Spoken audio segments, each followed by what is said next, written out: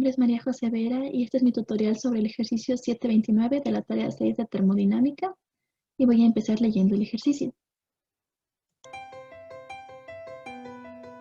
Bueno, 729.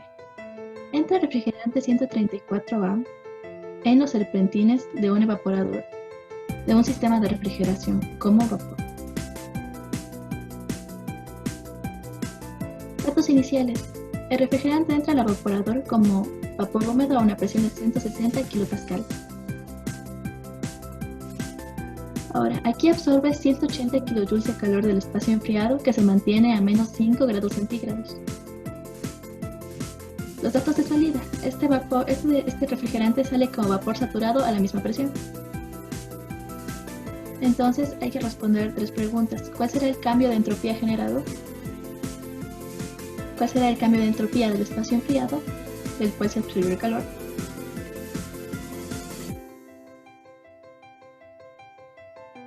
Y por último, ¿cuál será el cambio de la entropía del refrigerante?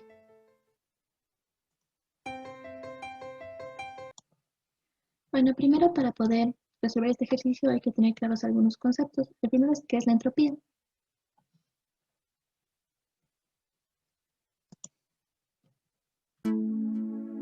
Muy bien, la entropía. Primeramente, cuando se habla de entropía, se habla de grados de desorden de un sistema. ¿Pero a qué nos referimos con este grado de desorden? Yo no lo tenía muy claro, pero con este ejemplo es bastante sencillo. Vemos hielo que se derrite y se transforma en agua líquida. Entonces, en este caso, el sistema más desordenado sería el agua líquida. ¿Por qué? Porque sus partículas están más dispersas.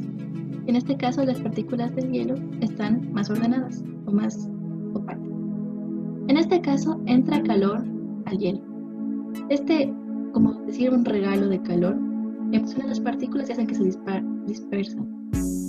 Y esta es una relación temperatura-entropía. Entonces, como una definición más clara, podemos hablar que el intercambio de calor con el entorno crea o hace que exista un cambio de entropía.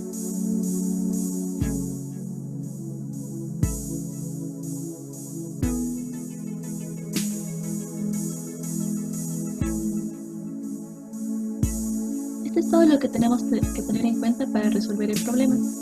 Pero también tenemos que tomar en cuenta la desigualdad de Clausius. ¿Por qué? Porque hablando de un sistema, se toma la temperatura del ambiente, la cual intercambia calor con un ciclo, y este a su vez intercambia calor y se forma entre un sistema completo.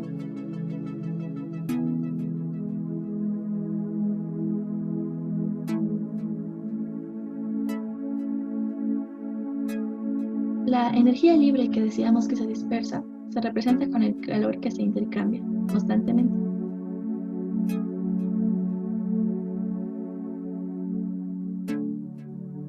Y aquí podemos ver solamente un gráfico. Ahora, cuando hablamos de un proceso como tal, es que vamos a ir de un estado 1 a un estado 2.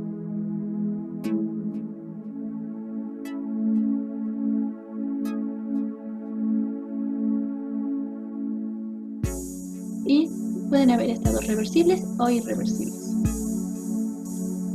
Si es igual a 0, la entropía será reversible. Y si es mayor a 0, será irreversible. ¿Por qué? Porque cuando hablamos de entropía, es una medida cuantitativa de irreversibilidad.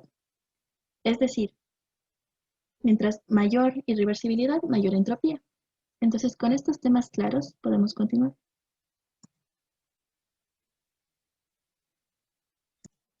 Muy bien, otro concepto que hay que tener un poco claro es el evaporador. Pero del evaporador, en este caso, solo tenemos que saber esto. En este caso, utilicé un gráfico que había utilizado antes, porque vamos a entrar, en vez de líquido, con vapor húmedo, que es decir, vapor con cierta calidad, y va a salir un vapor con 100% de calidad, que sería vapor saturado. Con este dato ya podemos entender cómo va a funcionar y podemos hacer un análisis en el entorno. Bueno, con este análisis del entorno podemos formar un gráfico. En una forma general, tenemos nuestro TL, que es la temperatura del ambiente, que está a menos 5 grados centígrados, ahí me equivoqué. está a menos 5 grados centígrados. Está transfiriendo calor 180 kilojoules a un ciclo, en este caso de refrigeración. Dentro de este ciclo va a haber un evaporador, donde ya nos dan los datos, la presión de entrada del refrigerante, porque va a ser el que va a circular por el ciclo, va a ser el mismo, va a tener la misma presión en la entrada y en la salida del evaporador. Y aparte de esto, para que este proceso se dé, según las reglas de Clausius, tiene que haber calor, porque ningún proceso puede tener como una única finalidad dar calor de un lugar frío a uno caliente. Entonces, en este caso, los datos que no tenemos son el trabajo, la temperatura alta o la transferencia de calor alta, pero conforme avancemos vamos a ver que esto no es 100% necesario. Bueno, ahora vamos a ver los datos proporcionados. Los datos que nos proporciona el problema son la temperatura baja, que son los menos 5 grados centígrados, el QL, que es la transferencia de calor, el estado al inicio del evaporador, la presión y también nos da la zona en la que está ubicado, y el estado 2 del evaporador, donde igual nos da la misma presión y nos da la zona en la que está ubicado. Con zonas nos referimos a que nos da que entra como vapor húmedo y sale como vapor saturado.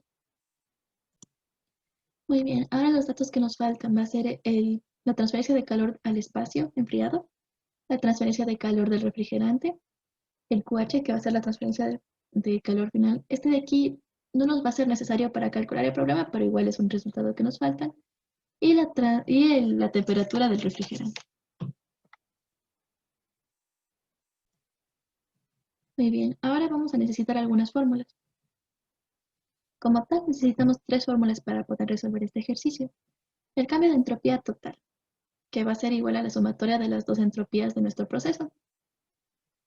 Como ya dije antes, un proceso es que va de un estado 1 a un estado 2, tal y como se muestra en la entrada y a la salida del evaporador. En este caso también necesitaremos el cambio de entropía, que en este caso el cambio de entropía reversible va a ser igual a la transferencia de calor sobre la temperatura. Esto por Clausius, que establece que un sistema intercambia calor con depósitos externos y experimenta un proceso cíclico del cual estamos hablando. Y finalmente vuelve a un sistema de estado original, por eso es que es reversible. Como estamos hablando de un proceso reversible, la suma de las transferencias de calor tiene que ser igual a 0. Entonces, esto nos va a servir adelante para poder encontrar algunas incógnitas. Como tal, también hay que tener en cuenta que la entropía tiene una ley del incremento de la entropía, porque no puede ir en otra dirección. Bueno, ahora haremos un análisis de tablas termodinámicas. Este va a ser necesario para poder encontrar datos faltantes. Entonces, tenemos un evaporador. Tenemos que entra vapor húmedo a 160 kilopascales y sale vapor saturado a 160 kilopascales. Con estos dos datos ya podemos hacernos una idea de dónde va a estar ubicado dentro de nuestras tablas. Pero además me gustaría agregar aquí que el calor QL de 180 kilojoules será calor cedido del espacio enfriado, que está a menos 5 grados centígrados, y este será negativo. Entonces el calor del espacio enfriado va a ser igual a menos 180 kilojoules. Ahora, QL también será el calor absorbido por el evaporador y por el refrigerante. Entonces va a ser positivo. Entonces la resta de estos dos va a ser igual a 0. Y ya tenemos uno de los datos que nos faltaban. Muy bien. Como dije antes, ya tenemos los estados y tenemos las presiones. Entonces con estas dos cosas ya no necesitamos nada más para poder encontrar nuestros datos en las tablas. Aquí vamos a buscar el dato de la temperatura del refrigerante. Entonces, sabemos que es vapor saturado y vapor húmedo, entonces va a estar ubicado en la tabla A12, sea cual sea. Ambos tienen la misma presión, 160. Entonces la temperatura de saturación a 160 kilopascales es menos 15.60 grados centígrados. La diferencia va a variar en la calidad, en la cantidad de volumen, si sea líquido completamente, si es completamente en vapor, si es mezclado y se va a tener que buscar una calidad que no será necesaria para el desarrollo de este problema en específico, pero se tiene que tomar en cuenta. Muy bien. Con esta tabla y este análisis podemos fácilmente dibujar un diagrama presión-entalpía, presión, volumen específico. Ahí depende de qué otra propiedad se quiere utilizar. En este caso, se ha marcado una presión constante aproximada a los 160 kilopascales. Muy bien, entonces se habla de vapor húmedo, que debería estar ubicado dentro de la campana, porque tiene cierta calidad, y de vapor saturado, que va a estar justo en la línea de saturación. Ya tenemos una clara idea de cómo se va a comportar nuestro refrigerante dentro de nuestro evaporador. Entonces podemos continuar. Muy bien, con estos pequeños análisis podemos comprender perfectamente el problema y aparte conseguimos los datos que nos faltaban. Entonces, primero, para la solución, se necesita la fórmula de entropía total.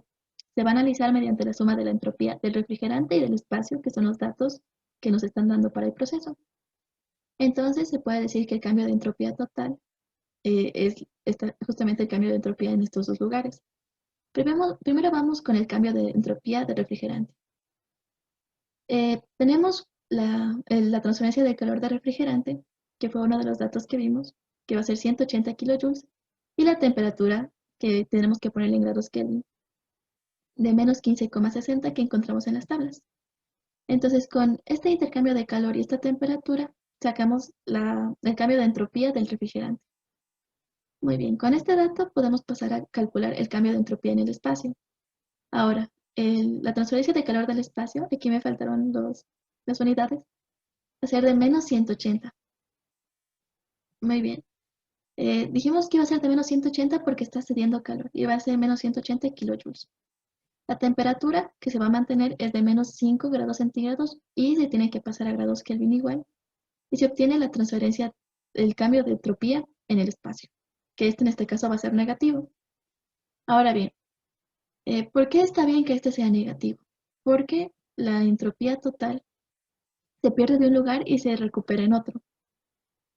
Pero siempre tiene que incrementar, así que hay que ver si es que está cumpliendo. Se van a reemplazar los datos en la primera fórmula que hablamos y se van a restar. Entonces nos damos cuenta que el incremento total de entropía o el cambio total de entropía va a ser de 0,028 kilojoules sobre grados Kelvin. Está cumpliendo la ley de incremento de entropía, por lo tanto la desigualdad de Clausius también se cumple.